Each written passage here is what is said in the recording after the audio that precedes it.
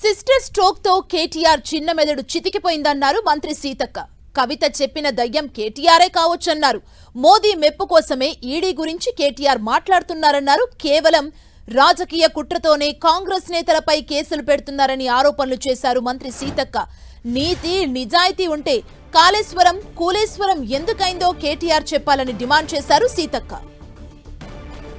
మోడీ దగ్గర ప్రశంసల కోసం ఇవాళ సిస్టర్ స్ట్రోక్తో బాధపడుతున్న కేటీఆర్ గారు మా రాహుల్ గాంధీ గారిని, సోనియమ్మను, సీఎం రేవంత్ రెడ్డి గారిని కూడా మరి రకరకాలుగా మాట్లాడుతూ శునకానందం పొందుతూ ఉన్నారు.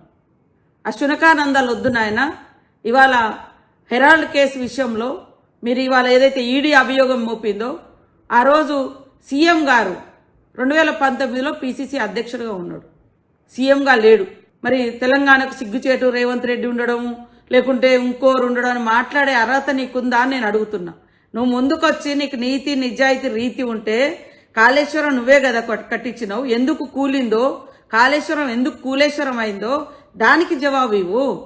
ఇంకా సిస్టర్ స్ట్రోక్ లాంటి స్ట్రోకులు చాలా ఎదుర్కొంటావు ఇలాంటి తప్పుడు ప్రచారాలు చేస్తే. ప్రజలు తాట తీస్తారు. కాబట్టి తప్పుడు ప్రచారాలు మానుకొని వాస్తవాల మీద నిలబడి ఒక నిర్మాణాత్మకమైనటువంటి ప్రతిపక్షంగా నువ్వు కొనసాగు, అప్పుడు బాగుంటుంది.